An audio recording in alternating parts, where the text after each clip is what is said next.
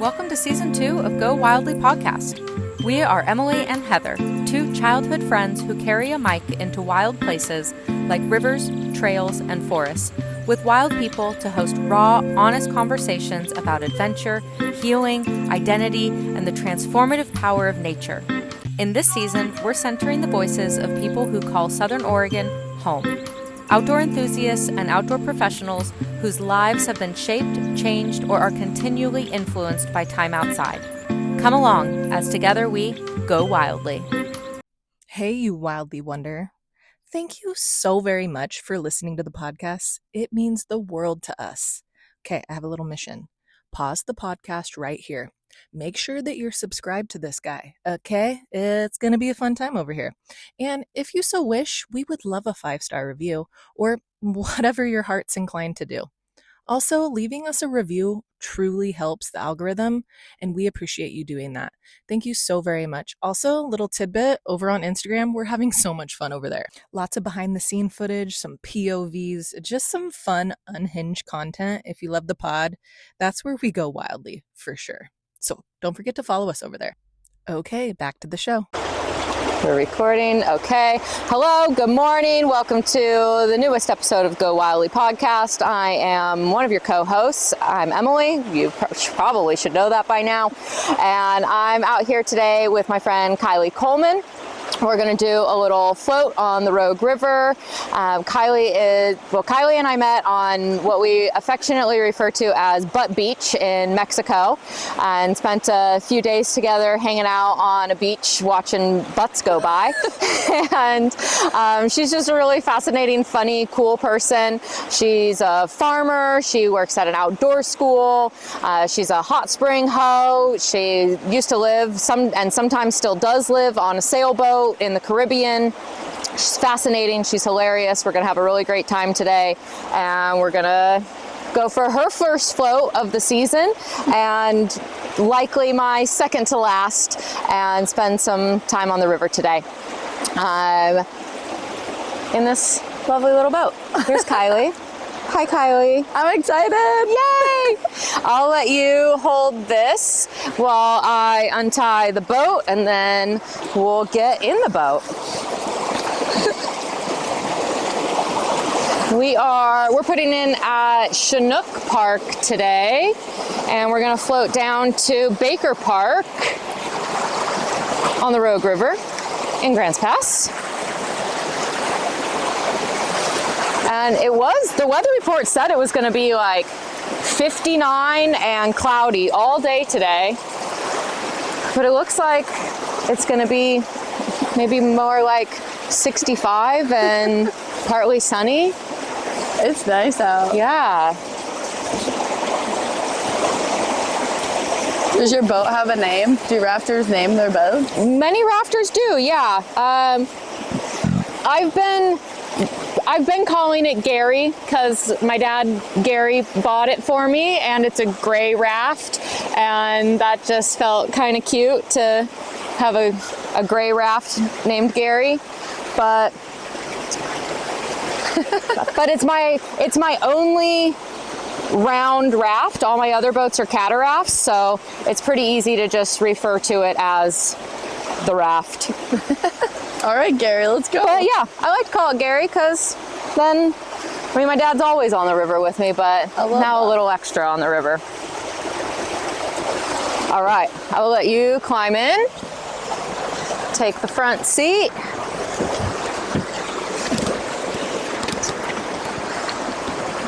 And it's going to be such a lovely, mellow float. I know, I'm excited. It's been a while. How do you not love the Rogue River? I do. So I don't know how anybody couldn't or wouldn't. It's beautiful. It's perfect. It's home. It's just absolutely wonderful. Let's see here. Oh, that's fancy. It's gonna be a little odd today without Heather, but we're gonna do our darndest here. to keep us both in the frame and keep the camera dry and do all the things that need to be done. If anybody can do it, I feel like you can do it. Oh, thank you. I appreciate that. Okay. Yeehaw. All right. Thanks for being here, Kylie. Thanks for inviting me. Yeah, I'm so glad you said yes. I'm glad I said yes. Not just to being on the river today, but to talking about who you are in your life. I know, I was like, I wanted to do it, and then you asked me if I wanted to hike or raft, and I'm like trying to like break old habits. And like sometimes you can just get lazy, and I'm in this journey of grief right now, and some things are hard. And so I was like, the old unevolved me would be like, a walk is easy. I can leave when I want. But I'm like, no, like I haven't been on the river. Rafting more has been a goal. If I say no, that's not doing the work. So I've been trying to figure out what, you know, people say like the journey. Yeah. Like, or doing the work. And I'm always like, what is the work? I'm like, okay, that's the work. Yeah. It's like saying yes to this when you want to say no because of things that don't really matter or aren't that important. So. Or that feel extra heavy or challenging or are just familiar, are what's comfortable, what's the easy way out. I mean, in some ways, I think like life should be easy. Like we should be going with the flow and doing what feels right and listening to our gut and our intuition. And like, if that feels like the right answer, then that's probably the right answer. And then also we do need to push back on our preconceived notions and our habits and where we've gotten comfortable so that we can grow and try new things and get new neural connections. And so good job. Good job pushing through. Yeah, for sure. I always feel like life seems easier for people that are like more rational, like, or more logical. Like, okay, I'm doing A, B, and C, and B, it doesn't seem to be working, so I'm going to cut that out. Where I'm like, but I love B, and I love C, and I love A. Even though they're not working, I want to figure out how to keep them. Yeah. So that's kind of funny of like, you're saying like life should be easy and go with the flow, but then you have those emotions, and like that's what the human experiences is, right? It's like connection and even negative things of like holding on. And so because negative isn't necessarily bad, it's just not as positive. This is beautiful. Yeah, I love this tree's roots. I know, that's really pretty. Though I do worry that the erosion is gonna just pull that tree down off the cliff. And and I mean, life, like, yes, there should be some ease to life, and we only grow when we're challenged and when we're put under pressure to see things in a new way and try new things, and that like constriction point, reflecting on that and moving through it and doing something different from the way you've always done it so that you can have a different result, that leads to growth and trials and tribulations. And and I haven't run this stretch of the river since the spring, and it has definitely changed since the big flood of this spring. I think I can go down this side of the channel. So I think I was out here before the flood, because the high water was like late March, I think.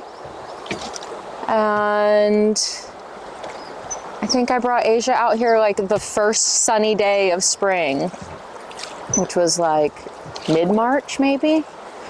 Oh, this looks very different. Yeah, it's been a while since I've been on the road. I used to come all the time, and it feels good to be back on it. Good. Yeah, good. I'm glad I could bring you. Yeah. Well, tell me and all these people back here a little bit about who you are, where you're from, where you are now, and kind of, what you're all about. Yeah, well, as she said, my name is Kylie, and I actually grew up in the suburbs of Chicago, so not nature.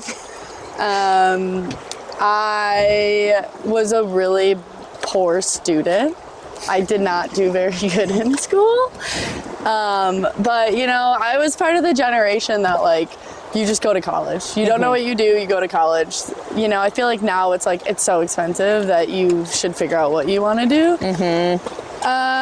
So I just wanted to go to the school that sounded really fun, and that was away from my parents. So I heard of this school in the northern Michigan. Have you ever been to the Upper Peninsula? I've not.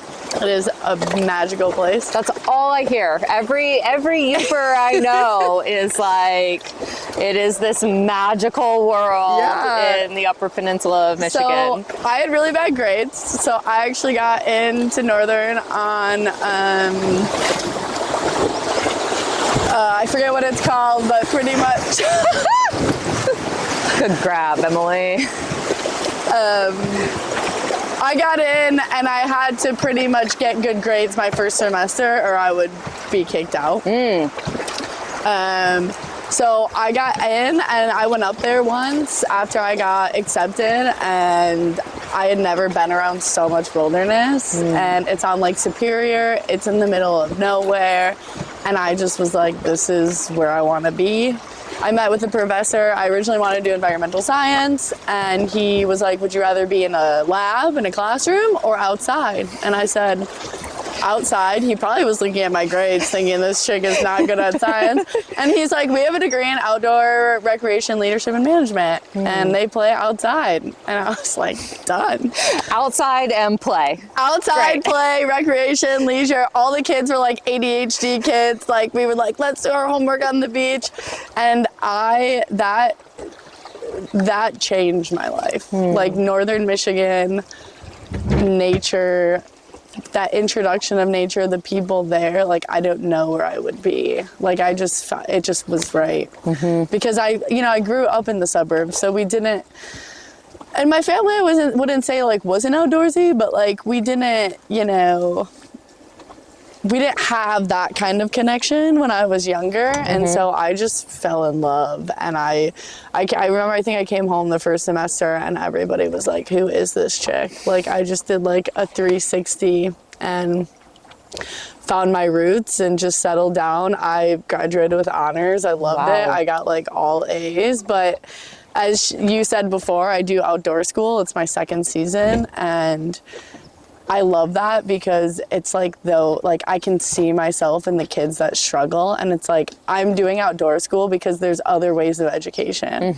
And kids that, unfortunately, when I was younger, we said that kids like me learned not like in a wrong way, but it was so different. And we need to kind of spin that, because it's like, oh, I'm isolated because I learned differently. And it's like, just because the masses do everything the same, why is the way I learn looked at like bad? Or like, like maybe they all learn differently. Like, do you know what I'm talking about? Yeah, So, and there's probably a lot of people in that mass that are struggling and needing a different way to learn that are just like masking it, or they don't know that there's another option. Yeah. So, and your ability to go from being a bad student to graduating with honors is such a testament to that. There are so many different ways to learn. And I loved it. I loved studying what I was studying. I like fell in love with anthropology. I did a lot of Native American studies.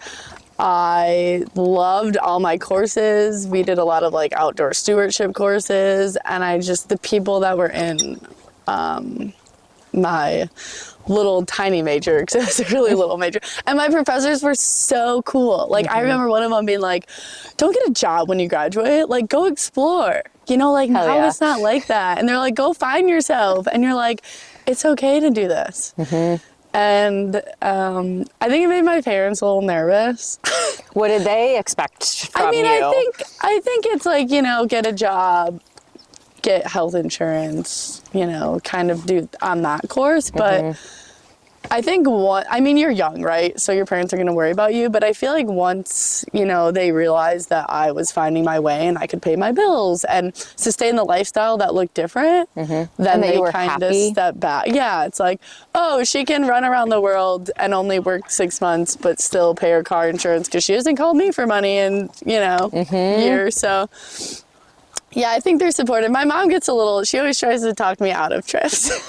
She'll be like, you can't go there alone. I'm like, it's okay. Yeah. I'm like, she watches a lot of people watch I always call it murder porn. Yeah.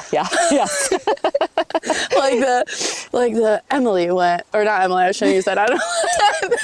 But yeah, Jessica went. Tell me where I went. And never came back. And I'm like, that does happen, but my dad's really supportive. My mom's supportive. That happens there. Yeah. We're passing the Tom Pierce Park disc golf course, so. Yeah, and it's just, what's different. And I always say, if you don't hear from me, it's a good thing. Yeah. No news is good news. Yeah, so. Yeah, so I went to sum it up, I went back and forth. So I went to Northern Michigan. I loved it. I ended up getting an internship in farming for some reason. I wanted to do sustainability, and so I said if I want to teach environmental education, I should kind of learn how to farm. I got an internship in Washington. That was my first time out west. Wow. I feel like there's a Midwest to out west where you're like, I want to see the mountains. So I went to Washington. Manifest destiny. Yeah, I loved it, but I was always going to be a Youper, so I went back. And then I went on a road trip back out to Washington. I fell in love with a sailor. So I went back to Michigan, realized that I wanted to be back with him. So I came back to live on a boat for a couple of years with him. That's where I kind of started learning how to sail and the sailboat life. I had no idea. I'm like, you live on a sailboat? I pictured a boat in the middle of the ocean or something, which it is, but he also lived on a dock. And then amazing guy taught me. I'm really lucky to have had amazing partners that have I don't have that it just didn't work out because it didn't work out, but he is part of who I am and stuff. And then when I was in Washington, so I went back a couple times from Michigan to Washington, and all my Michigan friends were down in Oregon, and I came to visit. I ended up getting a farm job offer. By this time, I'd been farming for about over 5 years. At this point now, it's been over 10. And the money was good, the job was good, and it just felt right. I really struggled in Washington for a lot of reasons.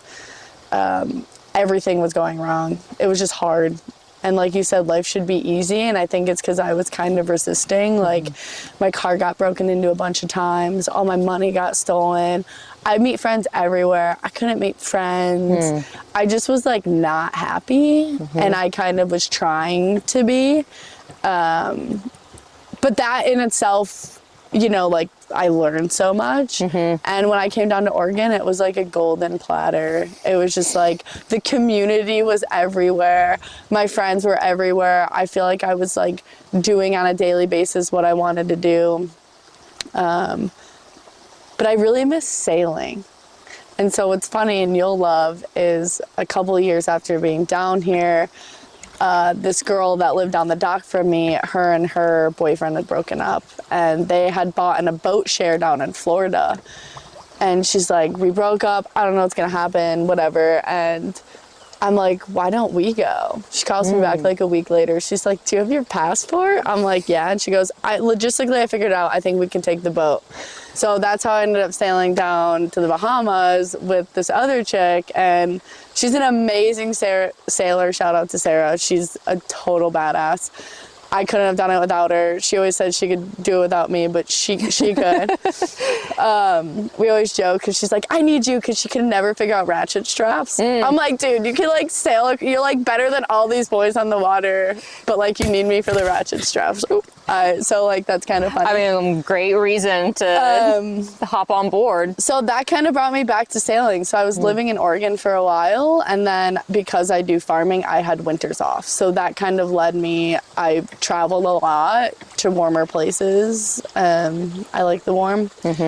And so we ended up doing that for 2 seasons, which was really amazing and challenging. but also like there wasn't a lot of girl teams, you know, it was a lot of couples, solo guys, families. There is a couple really badass chicks alone on the water. You just don't see them a lot. So a lot of the times we'd go people and people were like, where's your other crew?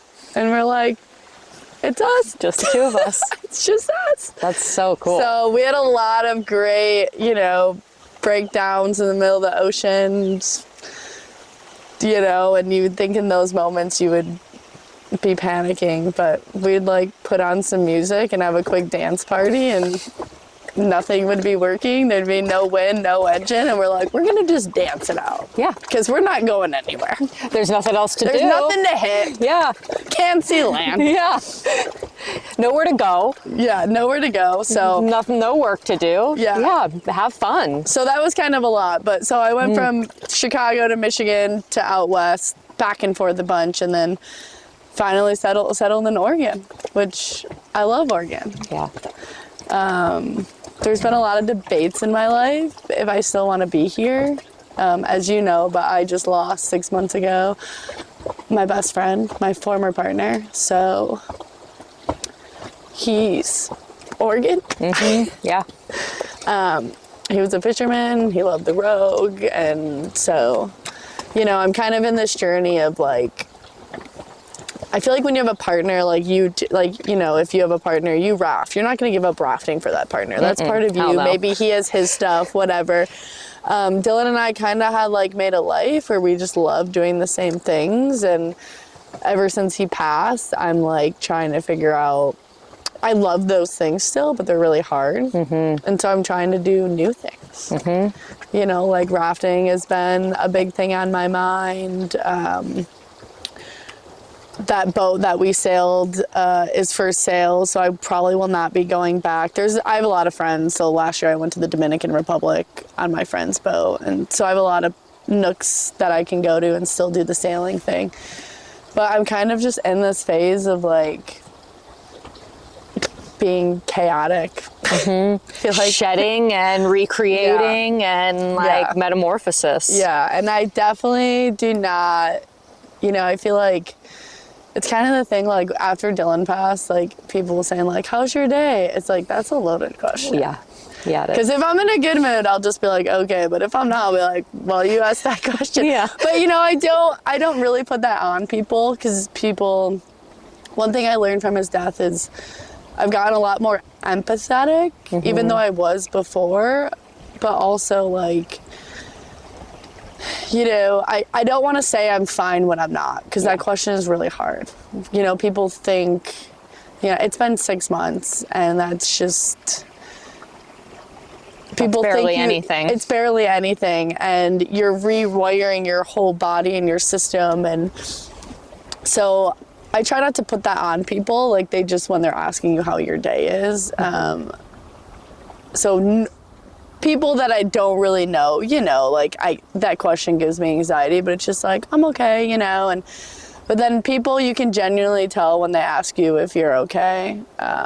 My brother just had a wedding, and I know a lot of his friends, and you could tell, like, when I first saw them, they were like kind of brushing the surface, and then like there would be a moment where it would just be us, and they would be like, how are you?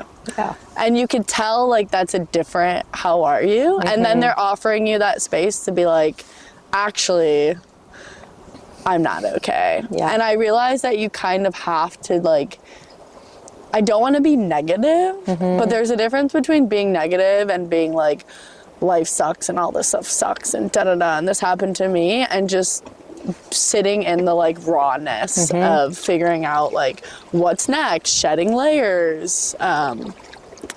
After he died, I always picture, like, you know, the movies where it's like this haunted house and this, like, old witchy woman is like, she's lived there and her husband died 30 years ago and she never comes out. Like, I'm literally named after a story that's that. I'm named after the William Faulkner story, A Rose for Emily. That's hilarious. Where, person dies and their partner leaves their body in the bed, and Romantic. it's very romantic, and they continue to like sleep with the corpse and wow. like sleep beside, Morbid. not like necrophilia, but like sleep beside the corpse. And my name is that creepy story. That's funny, but I feel that, like, I can see how you could not go on. Yeah. You know, and I, you know, especially like fathers and mothers and like people who maybe lost not just one kid, but two, like, I understand that like hatred or that bitterness where you don't want to, like, you just want to say screw it. But, you know, especially when people tell you everything happens for a reason, and you're like, well, what the fuck was this reason? And like a person had to die for me to have this lesson, like, no. Yeah, but so unfair. I realized that, like, I mean, we all have two options, right? Like, you sink or swim, and sinking is easier.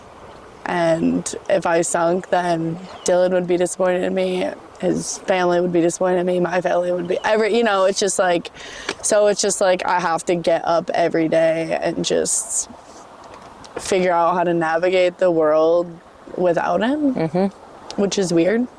Yeah. Luckily, we have like a really amazing friends and families and stuff, but so that's kind of where I'm at. It's a lot. It's kind of a clusterfuck of, you know, my brain is just everywhere all the time. But I'm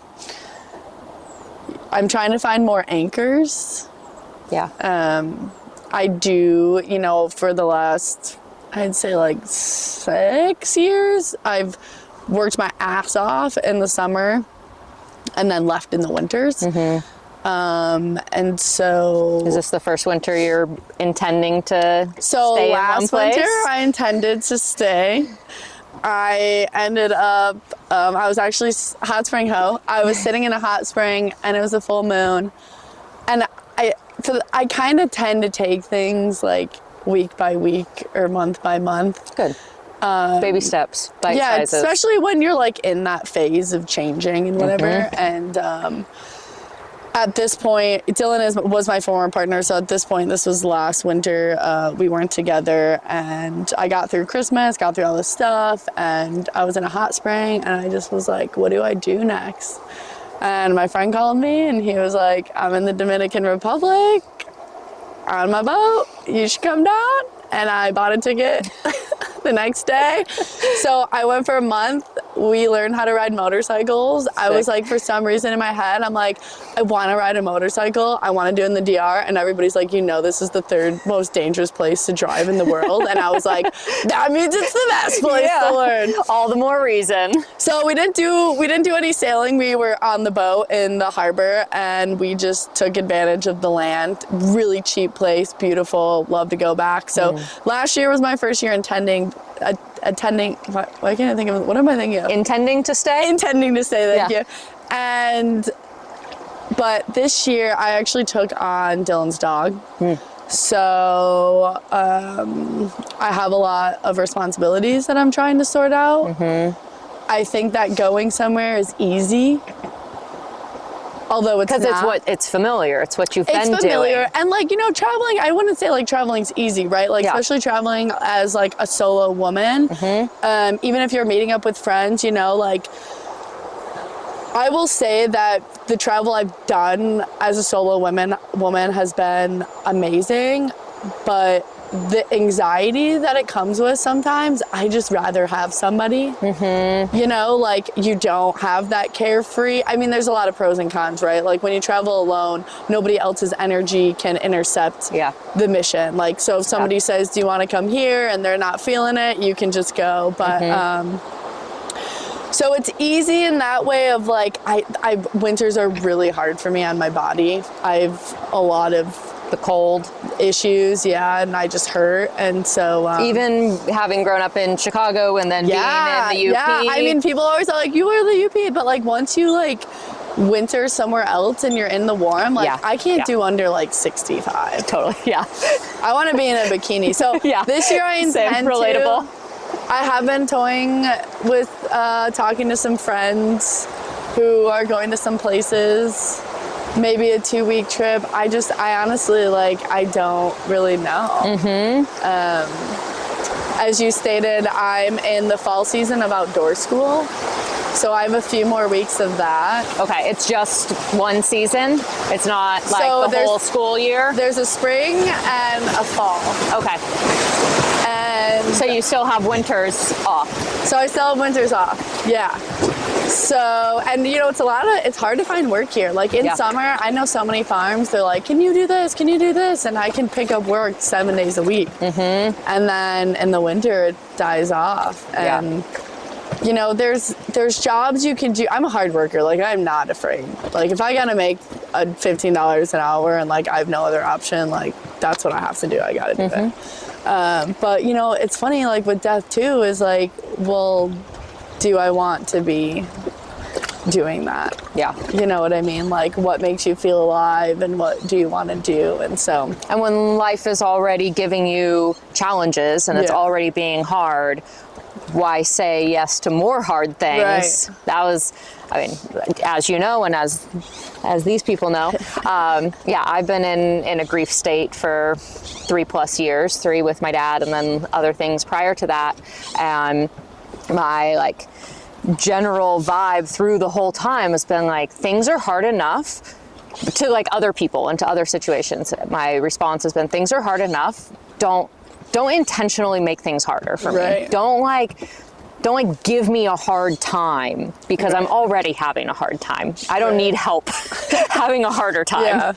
Like, if you can ease things for me, that'd be really great. Yeah.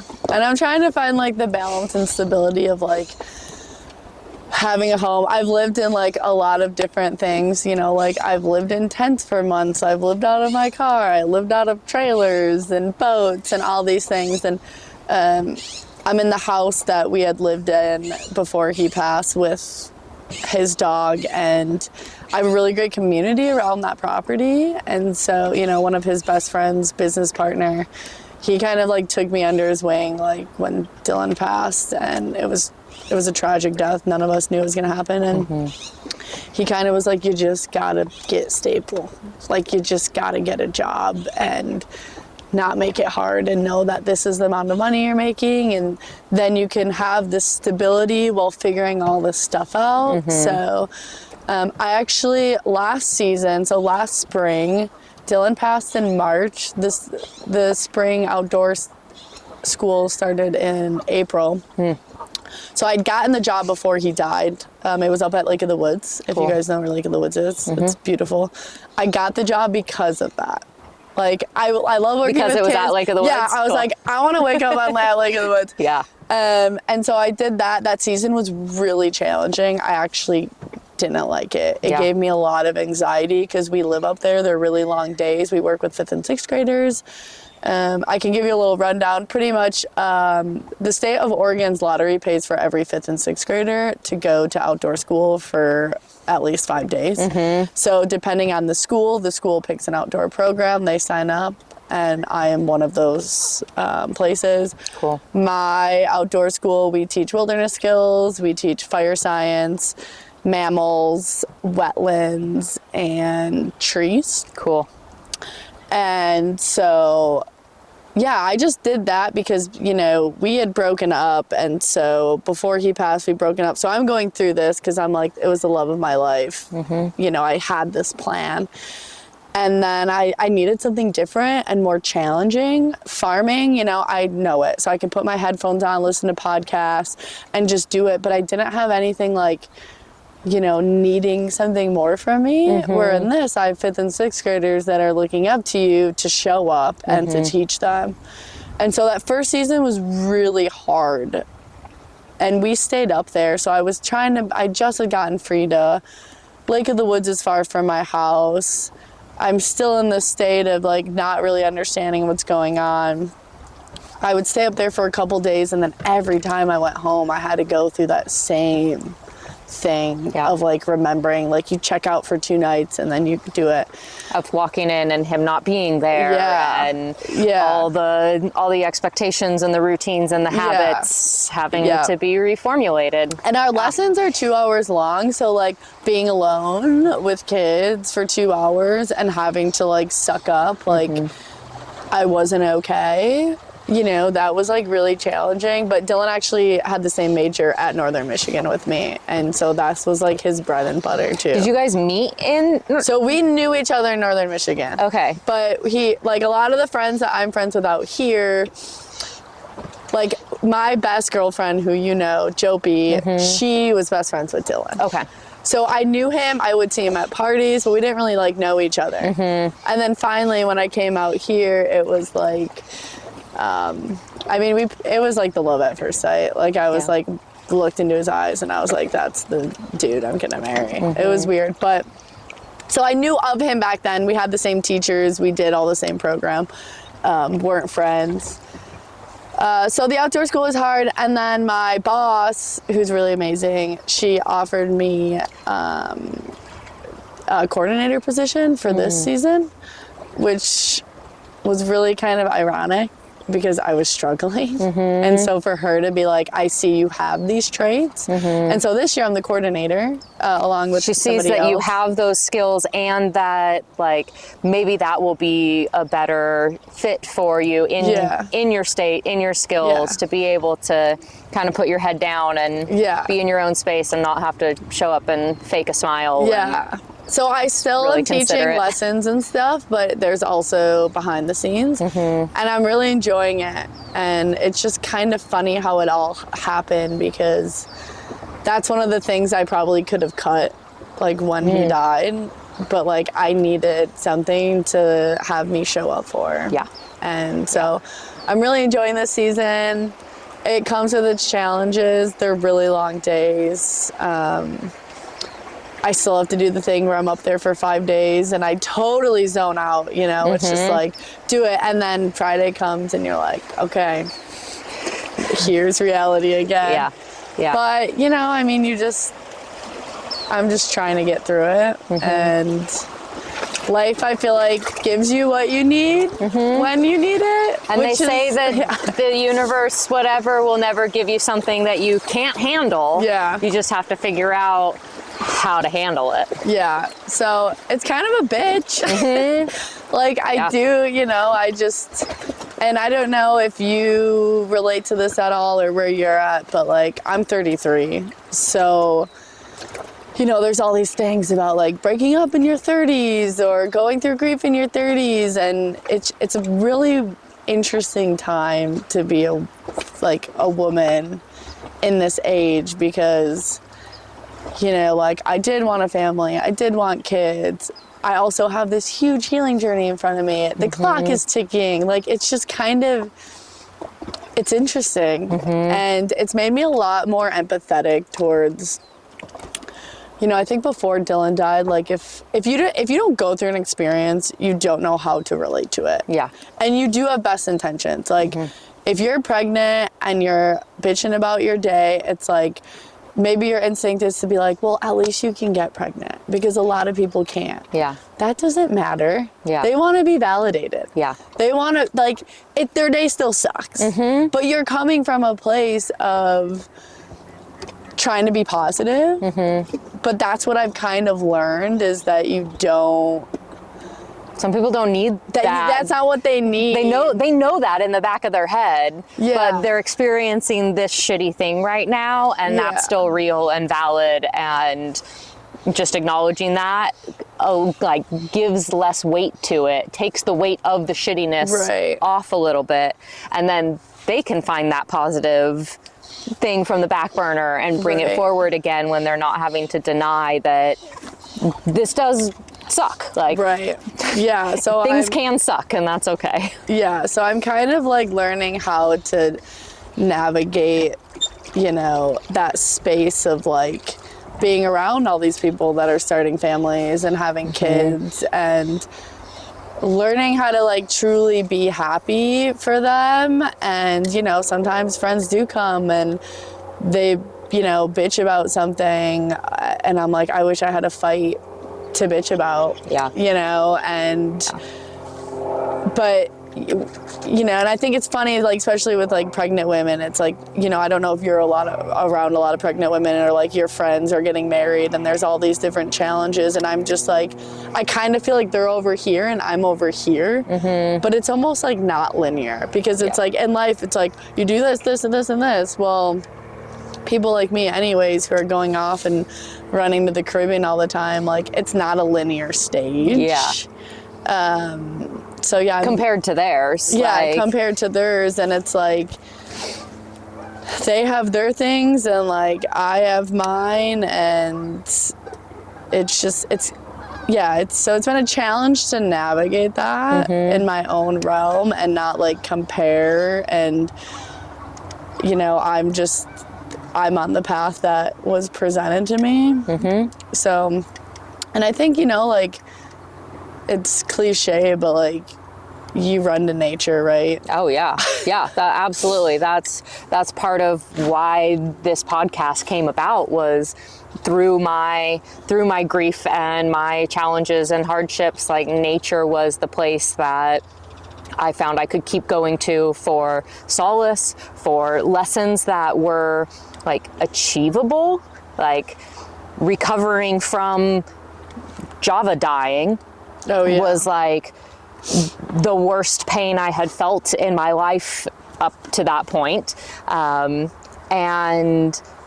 that felt too big to deal with, but okay, I can go on the river and I break an oar. There's a solution for that. Yeah. Like, the challenges in nature felt just accomplishable. Yeah. And the challenges of grief and of seeing life in a new way felt almost impossible. Yeah. And nature kept giving me that reminder that I could do hard things, that there were solutions to the challenges, that this was the simplicity of life. That like, it's like so simple but so complicated, right? Like, especially water. Like, yeah. That this river is always the same. This is always the Rogue River. Yeah. But this water that we're floating on will never float on again. Yeah. Like, the molecules are changing, and the currents and the rapids and the eddies and the tumultuous times, like being in a rapid and feeling the fear and the anxiety and the heightened senses, like, that's the like onset of the grief. And then the rapid eases out and find a mellow place and maybe get swirled around in an eddy for a while and have to look at the shit that you just went through, and maybe you might have to go through it again depending on how the water is swirling, and then you find a calm patch again and regroup, reset, and get ready for whatever the next rapid is going to throw at you. Right? And like strategic, so you don't have time to think. You know, I feel like in nature, if you're a rock climber or you know, a sailor, you know, you float the river, everything is strategy and non-emotional. Yeah. And I'm an emotional being. Yeah, same. Very emotional. And so, like, you just kind of, you do what you have to do. That's why I like fell in love with riding motorcycles, is because like I didn't have time to think about anything. Yeah. You know, I'm like, you don't have time to think about anything, but also all you're doing is like thinking. All you're doing is thinking about shifting gears and that I would die if I fell right now. Yeah. It's forced presence. Yes. It's being forced to be completely in the present moment, the present activity, the present challenge, and not all the other stuff. But it takes something that you're risking your life to be in that. Yeah. And like, I'm sure some people can get that if they're writing poems or doing something that I guess you would say considers not as risky, but for me, it's like it really just cleared my brain, because all I could think about was what I was doing and getting into that like flow state. So I'm trying to do that more. When I got back here, I really wanted to get a bike, and then life happened, but I have some goals of doing things like that more. I think that would be really good. You can still have that as a goal. Like, it doesn't have to be time-based. Yeah, for sure. That was my co-host Heather, yesterday we were saying, it was a goal to get on the river more, or to get to a certain river, and that didn't happen. So, but like, it can still happen. Yeah. It hasn't happened yet, but it can and probably still will happen, just at a different time.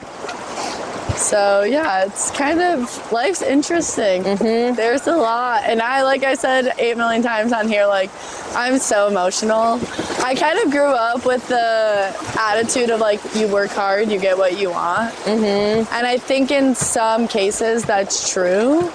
Like, you want to run this certain mile time, and you practice and you practice and you do it. But like, there's so many factors in life that I think if you work hard at something, like, it doesn't always mean you'll get it. Which I think is something that I'm trying to unlearn. And maybe if you really want something, maybe it's not what's good for you. If you're working really hard to get something and you're not getting it, maybe it's not. But it is true. Like, a lot of people don't surrender. How many times I hear all the time of people being so fascinated that I just piece together work and I take 2 months off and I live this like certain lifestyle, and it's a lot of people live in the comfort, and that's okay for them. Like, if that's how they live their life. For me, I've always just been I just need that. I need the unknown, but I am looking for a little more stability, because I think the older you get, you do start to think of like, like I was saying before, like, I'm 33 and I am alone, and so I don't have a partner to like financially help me, and I don't have a partner to help me build this thing in my house. And not saying that won't ever happen, but it's kind of a reality check of like, I have these friends that, I'm so happy for them, and it's like, I don't have that support right now. And so you kind of have to like get your masculine side, and there's like a lot of work in my house I want to do, and I'm like, all right, well, you either figure out how to do it, you hire someone to do it, or you let it go and you say, well, this just isn't something that really needs to be done, because I don't want to figure out how to do it, and I don't want to pay somebody to do it, so it must not be that important to be done either right now or maybe ever. Because same, I'm a single woman living in a house that I'm solely responsible for, and I don't have anybody to call. I live with a wonderful lesbian, and she takes on a lot of the like man jobs. That's hilarious. Send her my way. Okay, cue dramatic cut here. This episode is brought to you by Dead Camera Batteries. May we always have a few more in our backpacks. Enjoy! Okay, we're back after battery change. We are back, refreshed. You have a battery change. I have my battery change. Shout out to Yerba Mate. Hell yeah. Dude, I drink like 8 of these a day. They should sponsor me and this podcast. Yeah, please. I have like all these pictures of the can like in a cool hot spring or like at a cool place. I'm like, why do I like, it's like this is my girlfriend. Just reach out to them. That was when I was working for TJ's reggae band way back when. I was responsible for like sponsorships and some marketing, and I found that I just reached out to places, and they weren't like giving us money, but reached out to a coconut water company, and next thing I know, we have 40 cases of coconut water on our porch. And all we had to do was like send a few pictures in here and there. I don't know if they ever used any of them, but we were drinking coconut water for 12 weeks on tour. So you never know what just a little email saying, hey, I love your product and I go places. I drink in cool places. And people see me drinking it, and if you send me some, I'll send you some pictures. I love that. Yeah, so I brought out my phone. I'm not a poet. I don't write. My sentence structure is horrible. But I went to, there was an outdoor school conference up, do you know where Manzanita is? I do. I've never been there, but I've heard it's probably amazing. One of my favorite places. We always went to like Crescent City, which is California, or Brookings, but because it's the closest beach town to Southern Oregon. I go to water. Yeah, same. I mean, I really do love rivers, but I like the open bodies. And I almost suggested that we drive out to Brookings for this, and then I was like, well, if I'm saying Lake of the Woods is a little too far, like Brookings is going to definitely be too far. This is amazing. And so I snuck away from the outdoor conference. I heard Manzanita was cool, and I just, it was the first time I was at the coast since Dylan passed. And like, it's funny because like you go through all these things, right? Like, especially with me, it's like we did so many things outdoors. It's like the first time that you're on the river without him, the first time you do this, the first time you do this. And the firsts are the hardest. Yeah, and there's a lot of them. Yeah. There's probably 10,000 of them. Yep. And so I go there and I spread some of his ashes, which I did bring some if we want to sprinkle some in the room. That. I would feel. But I'm so grateful that you've said yes to this, to talk about yourself also, and to talk about Dylan a little bit, because he was on my list of people. Dylan. And pour one out for Dylan. And I've referenced him on multiple episodes already, because one of our first ones, we were out on a drift boat. And the fishing guide brought pizza out of the oven, and I was like, "Fuck!" Like he was. Dylan in his drift boat kitchen. Like this is what I wanted to do with him. And then we interviewed a PCT hiker the other day, and so we started talking about Wild and Cheryl Strait, and I was like, "Oh my God, my homie Dylan was an extra in the movie." And so like I've gotten to reference him multiple times in these episodes, and we weren't all that close, but we knew each other, and there was absolutely love for each other. And I feel like that's an ode to like who he was. Like he just was, the good does die young. Yeah. And like I think that's been the lesson that I have tried to glean from unfortunate and untimely deaths is like the appreciation for life that it brings out. Of like he would have continued to live his life in this great way, and it would be a disservice to not like live life in a way that he'd be proud of, or that he would do. That's the sink or swim, right? Yeah. It's like he would be disappointed, and it's hard because Dylan never went through this. There was a couple people that had passed, but we were saying there's different people. Like he never lost somebody to this extent. Yeah. And so I never got to see him through this journey, and he would have found the bright side. And so it sucks because you gotta, people say like use his love and get through it, and it's some days I just want to like scream at that. Yeah. Because I'm like, I don't want to harness the love that's not here anymore. Like I need him to answer this question. Yeah. Even when you ask me locations, I'm like, he was just like, I always thought he would be there. Yep.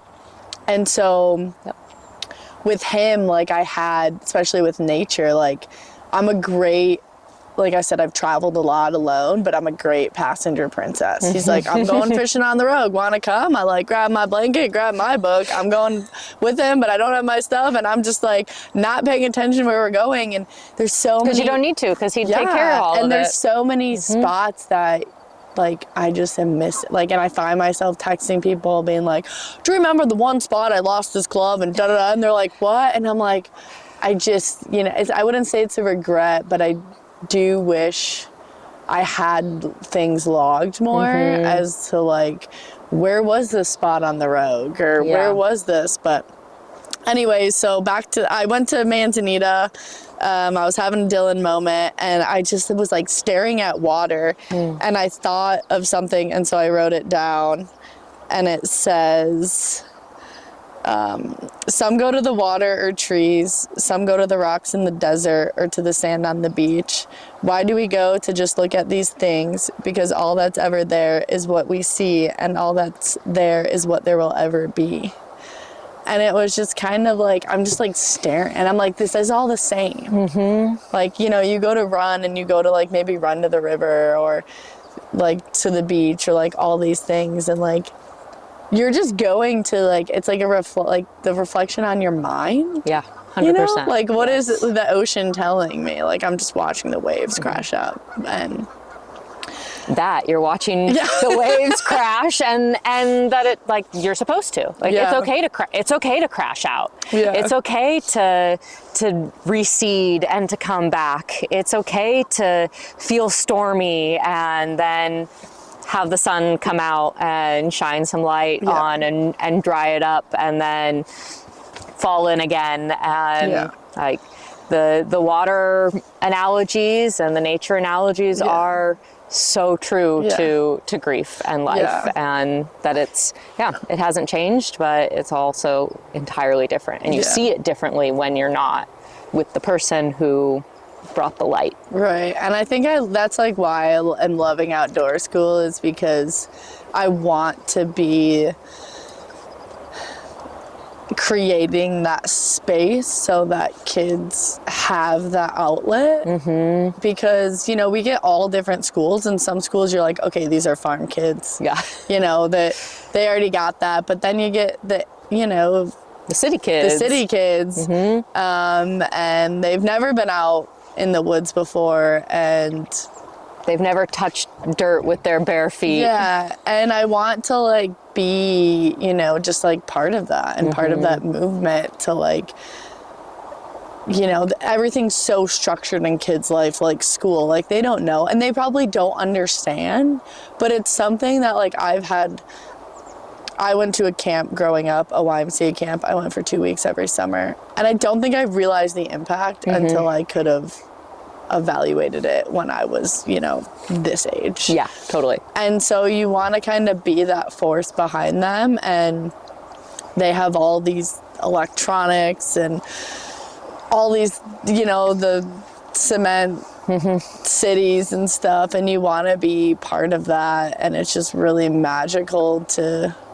some of them really grow. And it's amazing, because you hope that then they find that they do love nature. And one thing I really try to push is, I think it's all about your comfortability level. Like a lot of people aren't comfortable in nature because they don't know how to be comfortable. Yeah, it's foreign, it's unfamiliar. Maybe they've been told or they've seen something scary about nature, and so it feels like a dangerous place. That really, like, yeah, sure, there's inherent dangers to nature, but there's inherent dangers to not nature also. So yeah, I mean, driving in a car is very dangerous. Yeah, but it's so, you know, we do it every day, and even like now that it's cold, it's, you know, they're like freezing outside in a lesson, and so like you can't concentrate while you're cold. It's like, well, what did you learn? You know, layers. When in college, we learned how to pack a bag and wear layers. Like that was like part of it, of like, how can you be comfortable? Because you're not going to learn. Well, you learn when you're uncomfortable also. Exactly.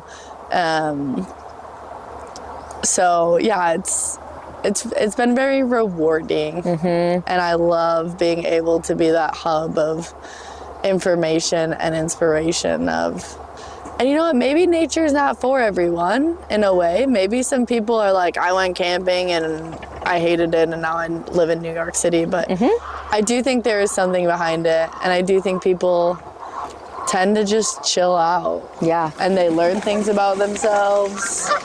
And I actually brought something for you. Oh. So we have something, they're called instructor beads, and there's something that you can give out to kids when they, you know, I don't want to say do something good, but I do it when they challenge themselves. a lot of the times I think some people, it's not the teacher's pet, right? Yeah. Like I do it when the kid is struggling, they've never been to camp, and they like went above their comfort zone to do it. So mine are these pins, and I brought you a fire one because you lit a fire under my ass by doing this podcast and getting me out on the water. Thank you, Kylie. And what's funny is when I give these to kids, I like have to not cry because they are like, it's always the troubled kid. Yeah. Not that you're the troubled kid. Well, I mean. But, and they that like. haven't been acknowledged or appreciated. Like the class pet does not need that. Yeah. I mean, we love all of them. Of course. But it's like the kid that is just struggling. And then you see that they, you know, even if it's like eating something that they're not used to. Like a lot of it that I learn is just that they're scared. And that's like with nature too, like, or doing something, like, you don't do something because you're scared. Yeah. And you need those people behind you to be like, it's okay, and to take those risks, because then you're not going to learn. I mean, like I told you, I really want to start rafting. I'm not learning right now. I'm just like with you. But if I said no to this opportunity, you might say no to the next one, too. And rafting is part of the goal, then, like, what am I doing? Yeah, yeah. And part of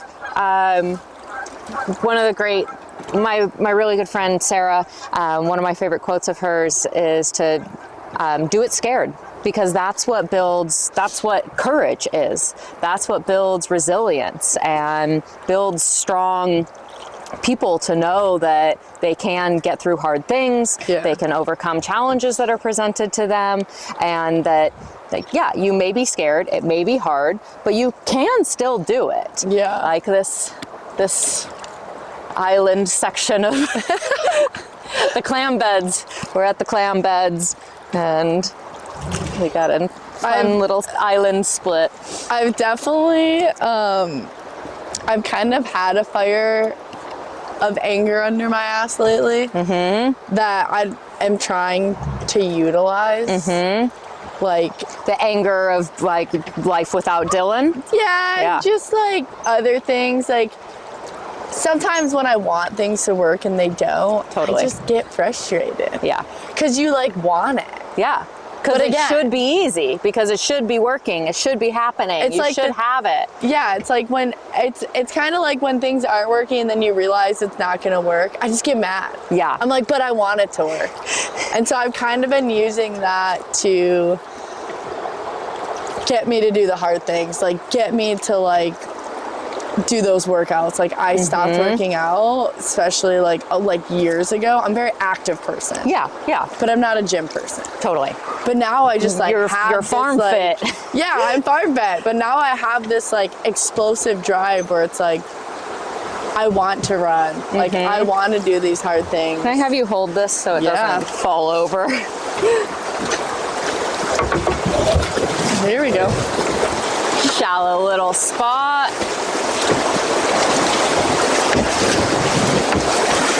This is the fun part. Not run into the wall and not run into the strainer. Wow, that was perfect. I don't know if the camera got that, but that was some skill.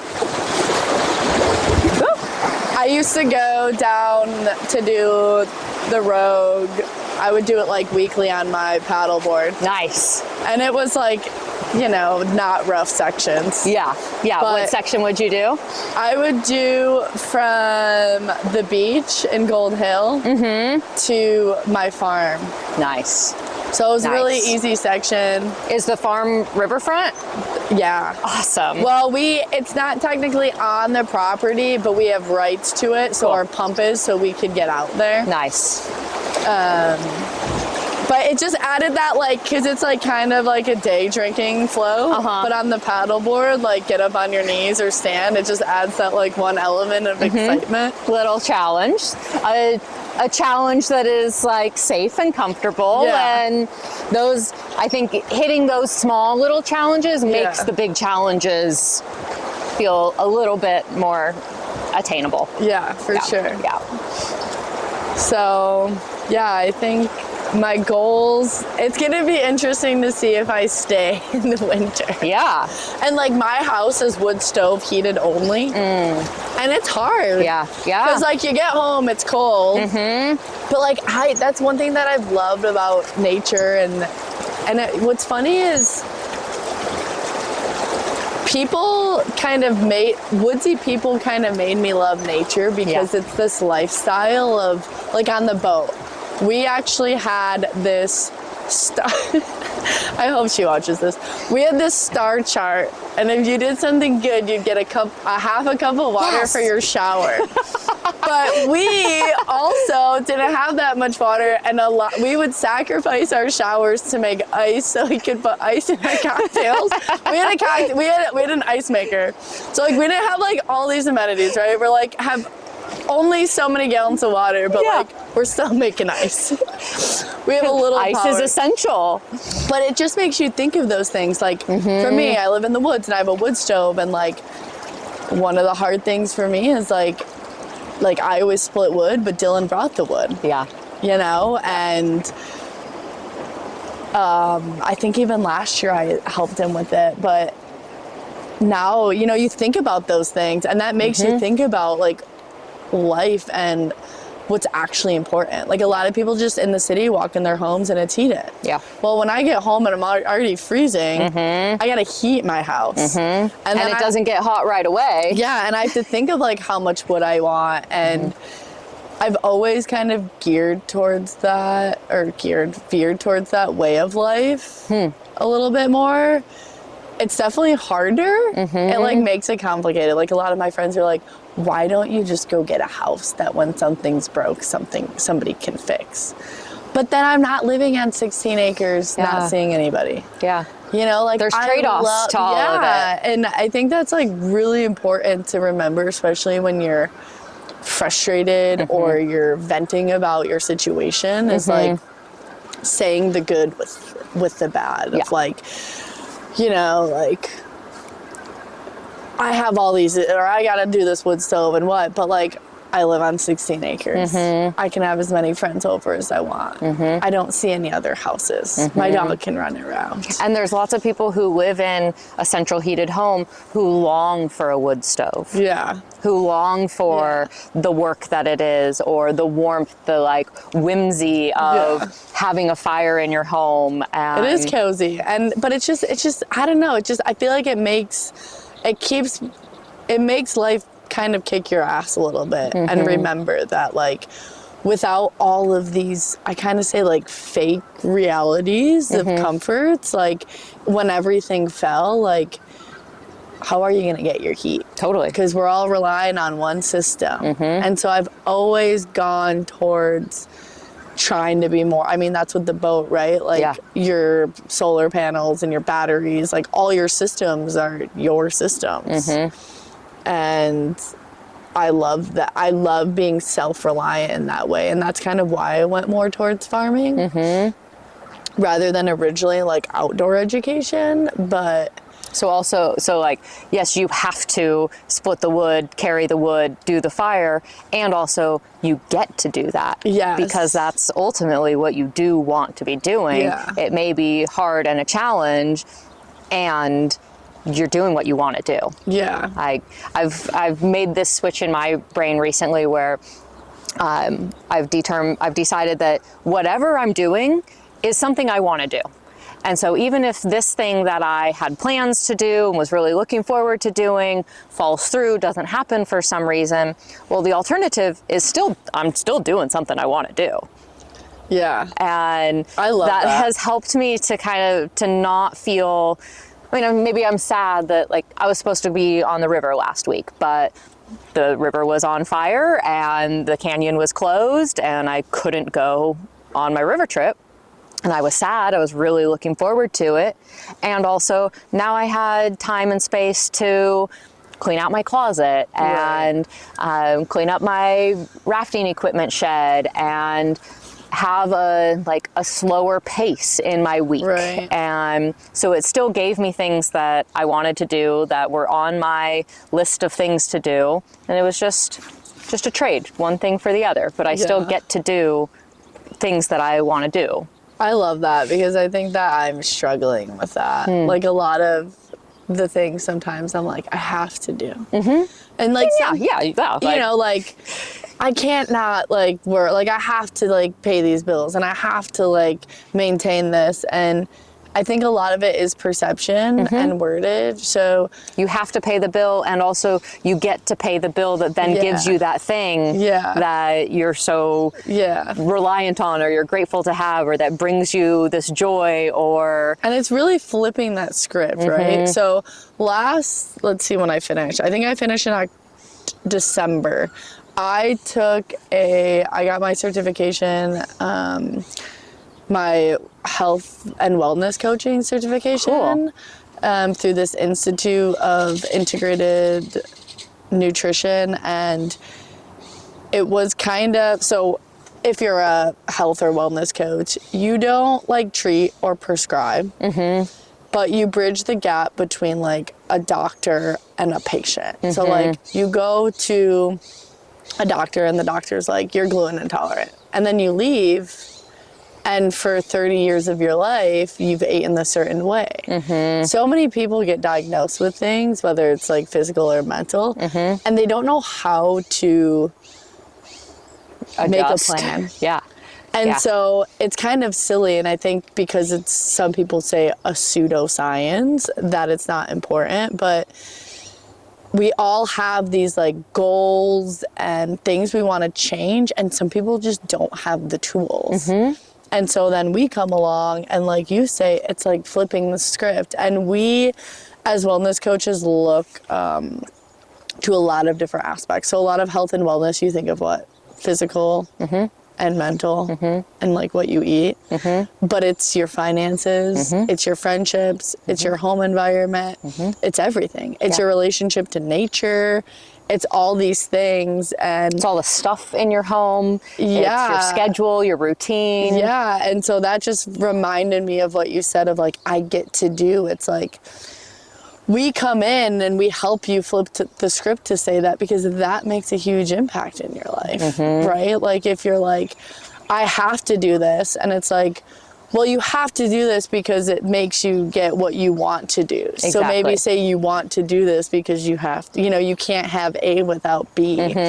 And it was a really great class for me. And we did these in-person Zoom, and a lot of people had a hard time with like faith or connecting to nature. And they kind of looked at me like, I don't do that a lot.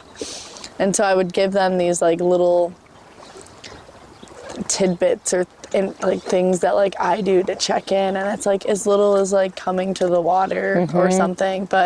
And those things probably feel so like just part of who you are. You take it for granted a little bit, but for somebody else who doesn't have that practice, it can completely transform their life. Well, and it's kind of like how easy was getting the boat in the water. Like you do this all the time, right? My boat's on the trailer all the time.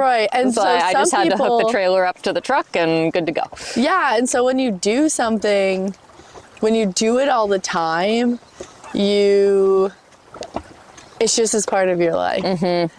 And so I'm trying to get in that mode of having these things be a part of my life and not be a big deal.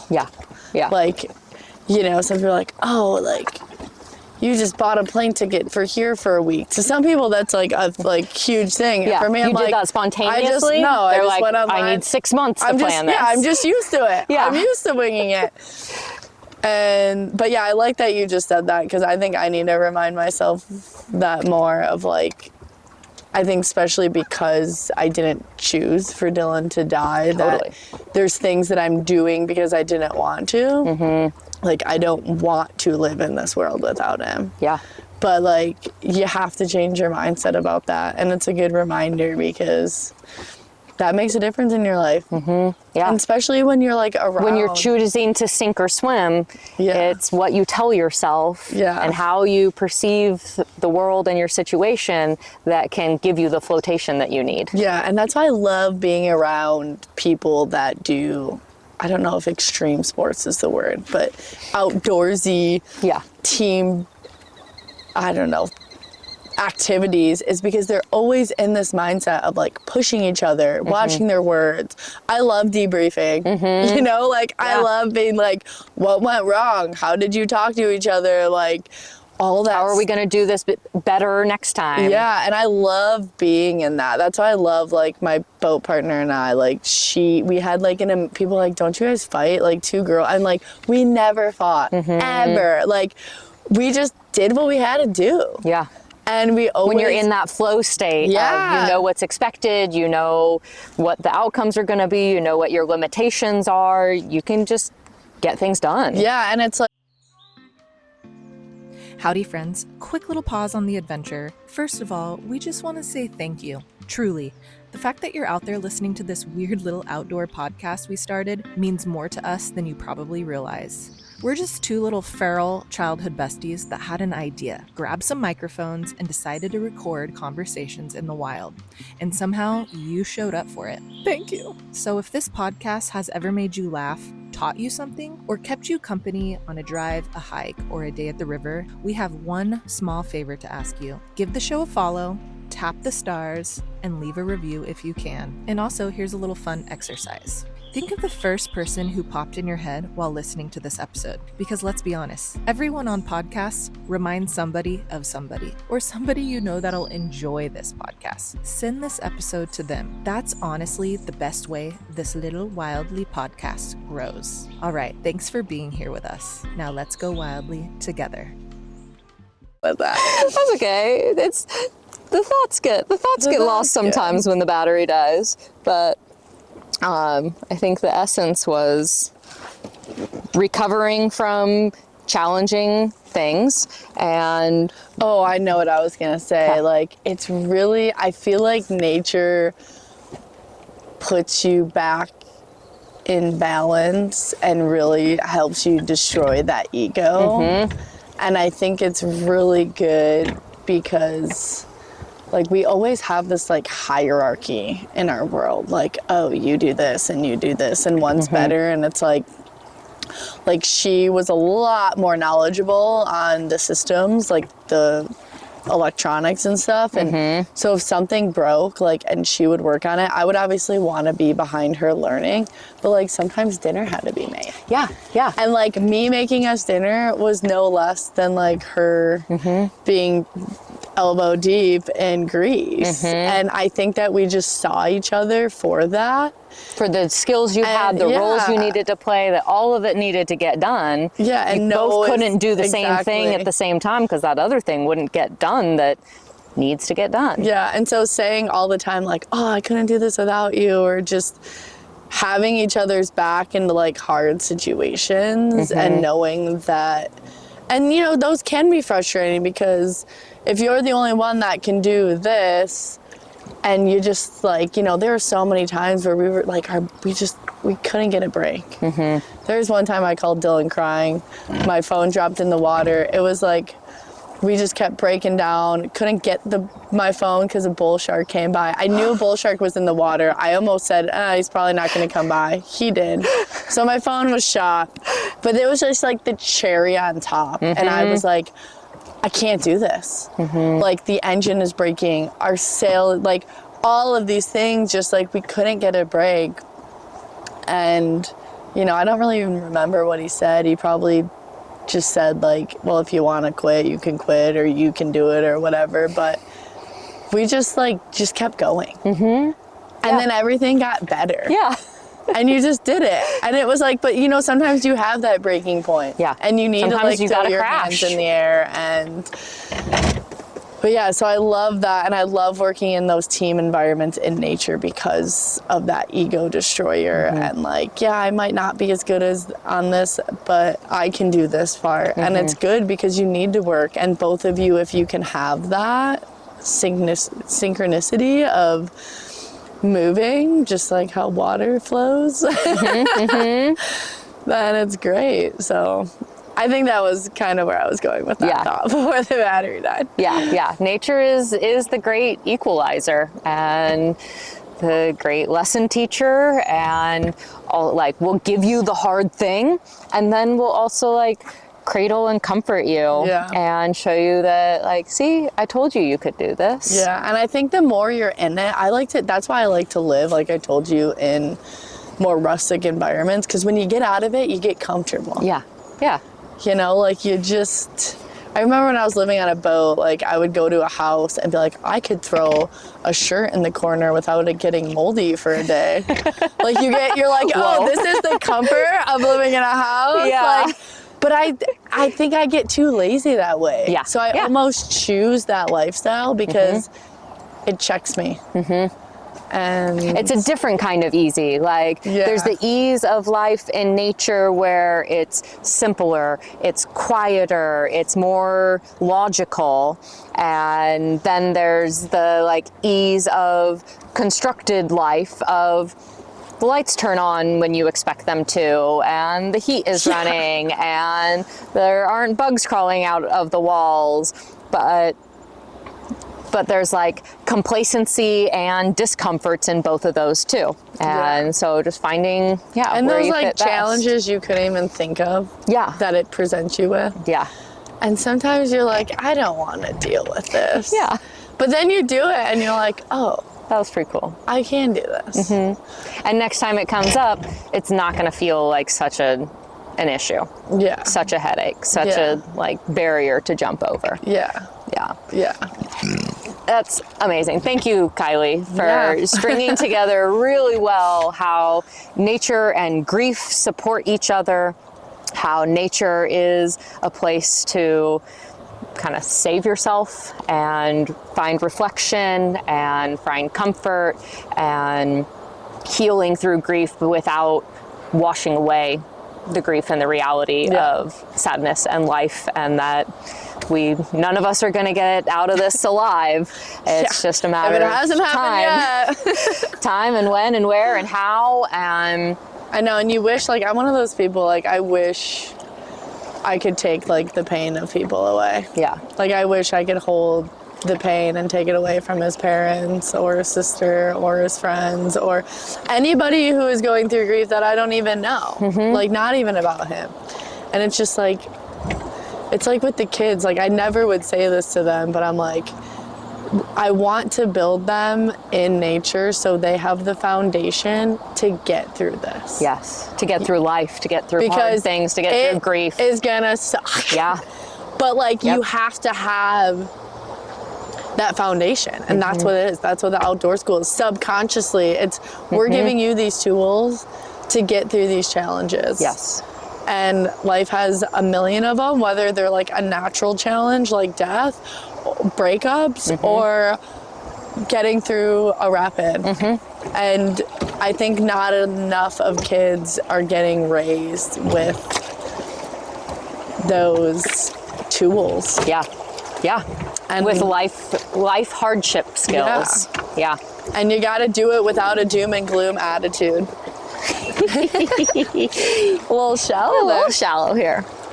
Yeah, you gotta have hope. You gotta have trust and faith in yourself that you can. You gotta have community and partnerships in whether they're romantic or platonic of just people who are reassuring and affirming and can maybe also push back on the things that you take for granted and challenge your perceptions and help like raise all the boats out of the hard. And I love the reminder that I'm gonna have you hold it again for these little waves. That like grief sucks. Grief is fucking awful. And it's also, we are grieving because of the love that we shared with somebody.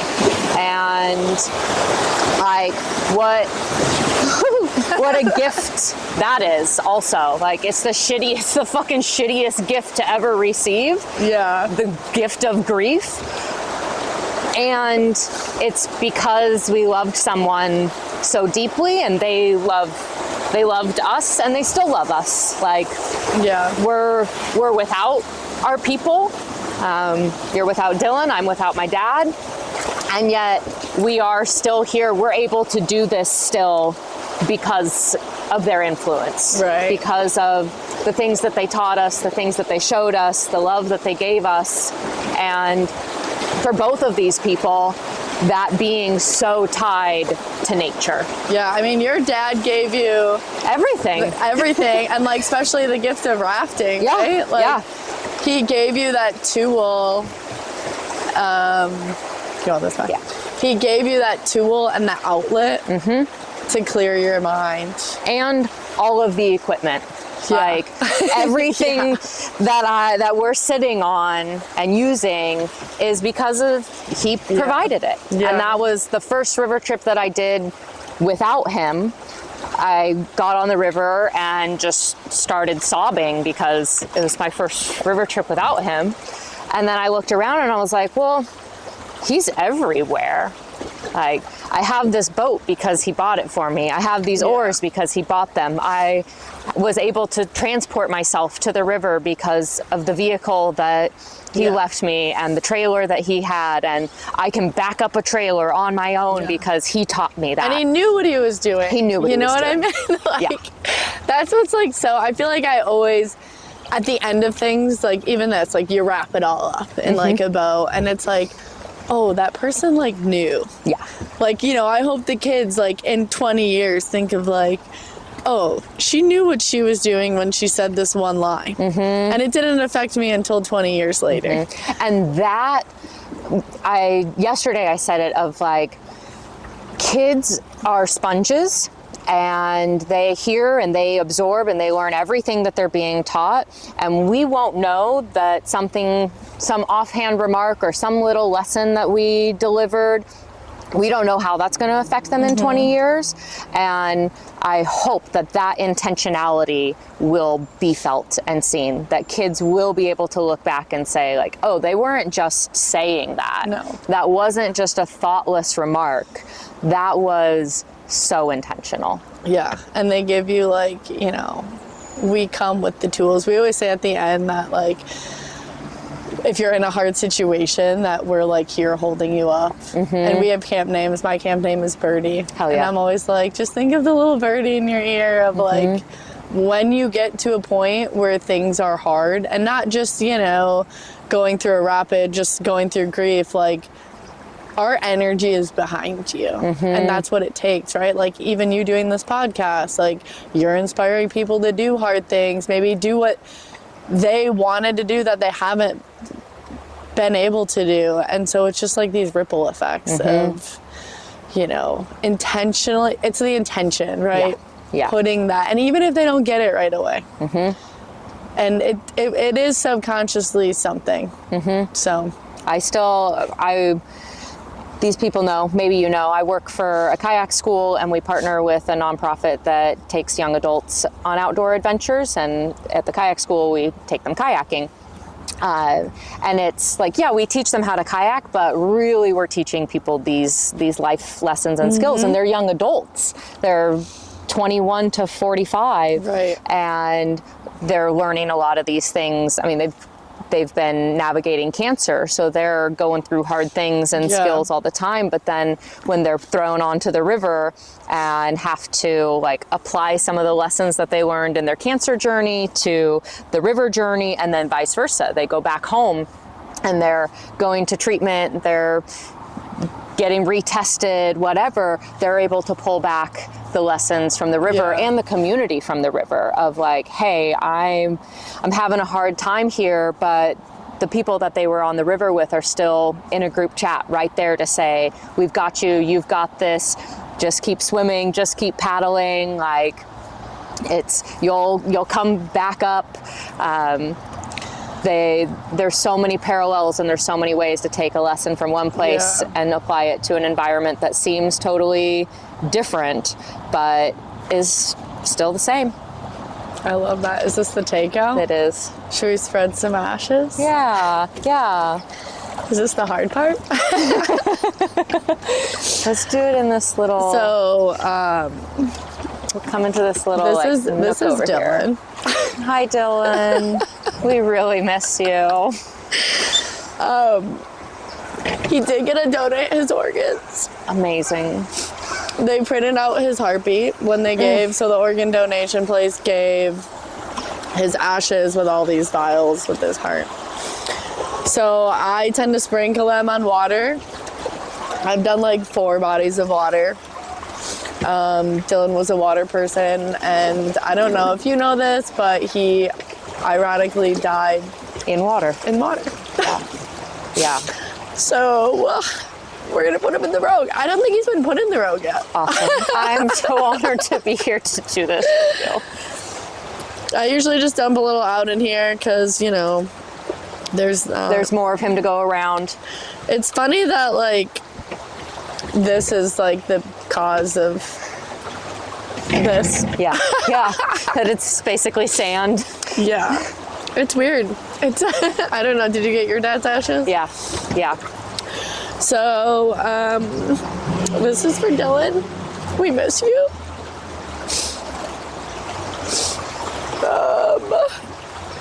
I guess I could just say that thank you for all the lessons you taught me and all the places in nature you brought me. And, yeah, I mean, I think our paths ironically crossed with him somehow involved too. Yeah. I mean, yeah, maybe you wouldn't be in Oregon if you hadn't known him in some way. He's one of the reasons I'm here. So we miss you, and I hope that when people come to this river that your energy's in it and that people feel a little lighter and that the water takes their fears and things away. Love you, Dylan. Maybe got on the boat for extra. Awesome. I'll keep taking him downstream with me. So thanks for letting me do that. Thank you. I cried less than I thought during this whole interview. Yeah, I always tell my friends, I'm like, you know, I'm just so fucking sick of crying. Like, I've cried more this last year and a half than I've probably cried in 33 years. I'm sure you feel that. Yeah. And also, like, there's still so much more crying to do. I know. And I hate crying because then I can't breathe. And I feel like snot. Yeah, I'm like, I want to keep crying, but now I can't breathe, so I have to stop crying so that I can get back to breathing, and then I'll cry again. Yeah, it comes like randomly too. Like, I feel like just like in stores and stuff, it's like I'll just cry, and people are probably like, "What is wrong with you?" Like, well, I'm grieving. I actually, I went down to see him on life support. He was in Vegas, and they didn't think he'd make it. So I said goodbye to him on the phone on the airplane floor, which I ended up making it and saying goodbye to him in person. But there's people that probably have quite a story about that. Watch me, because I didn't know anything that was going on, and surrounded by people, it's like I just stopped caring. Yeah, absolutely. Like, I don't care if, like, I'm in a supermarket now and I'm, like, bawling. Yeah. Like, you know. Absolutely. They're like, look at this crazy lady. Maybe. And they're also probably like, damn, she's going through something and she's still getting up and going grocery shopping and living normal life. Yeah. And wow, I hope that I can have the strength to do that when I'm going through something shitty like that. That's what I would see, at least, because I've also been the girl crying in the grocery store or at the restaurant table, and just have to say, like, this is my life. I say often that my theory in grief is that once you enter a state of grief, you are always that is your new state of life. You take breaks from grief to live, and then you have to go back to grieving. You don't take breaks from life to grieve. Right. And so it's just a matter of time of how long you've broken away from the grief to operate in life and then return back to that state again. Well, good thing we have this nature around us. We'd be fucked. Yeah, fucking true. And what a great what a perfect place to give your tears. Right. To the river. Right. That are going to wash them away. Yeah. And carry them on downstream and intermix them with everybody else's tears and the sand and the ashes, Dylan's ashes, my dad's how many ashes. people are, I'm sure your dad's ashes are in here. There's a good chunk. I deposited a good amount down on the lower rogue, and so he loved scotch. I had his ashes put into scotch bottles. Oh, that's and so I filled 2 scotch bottles, and then there was some left over. So the leftover is down on the lower rogue. I buried a bottle at down from Butt Beach at the house that he stayed in. I love that. And then I have another bottle on his scotch shelf in the house. That's sweet. So, yeah, he's here. He's everywhere. Yeah. He's within. And that's what we have to, I wouldn't say settle for, but embrace. Yeah, accept. That's what we have to accept. So at least we have that. Mm-hmm. But thanks for having me. Thank you. It was fun. Thanks for being here. Now I'm like energized for the day. Good. I'm sure I'll cry a lot more today, but Please do. There's no shame in crying. They're like, why do you listen to sad music all the time? It just makes you cry. I'm like, because I kind of also want to feel it. Yeah, I need that. Sometimes I need that spark to force the tears because you feel it coming up, but you're just operating in life, and something needs to shake that grief loose. So thank you. Thanks, River. Thanks, Boat, Gary. Yeah, thank you. Couple follow-up final questions. If people want to talk to you, learn more about you, get connected with you, go sailing with you, find out more about outdoor school, whatever it may be, how could they find you if you want to be found? You can find me on my Instagram. I don't post a lot, but I'm trying to maybe get better or even rebrand it somehow. But right now it's the Salty Farmer 22. 22s. So the Salty Farmer 22 is my Instagram, and that would probably be the best place. Awesome. Yeah. Perfect. We'll put it in the show notes. Yeah. Come find me. Awesome. Come bother me. Go somewhere warm and tropical, grab a hot spring. See. Maybe come sit on the farm and build some wood fires. I think after the winter you might have to check in with me and be like, did you make it? Yeah. Because I probably won't, but we'll see. But no, I'll be like, are you still here? I'll still be here. Are you here? No matter what, I'll be doing what I want to be doing. Yes. So hell yeah. Whether I stay or I go. Mm-hmm. So we'll see. Exactly. And this feels like an especially apt question for the content of our conversation today, but when your body expires and you leave this plane of existence, how do you want to be remembered? Man. I think I would say just as somebody who gave everything, as far as caring and compassion. I think that when people first meet me, I can seem a little intimidating. I think people I have a resting bitch face, so I think maybe I look like I'm kind of a bitchy person, but I'm not. So I would like people to remember, but once you get to know me and you're in my circle, I just give everything. Mm-hmm. I will give you my soul if I love you. So I think that would be a thing of just somebody who would give everything to the people that they love. So I think that, yeah. I feel hopefully that. That. Hopefully, I'm pretty funny.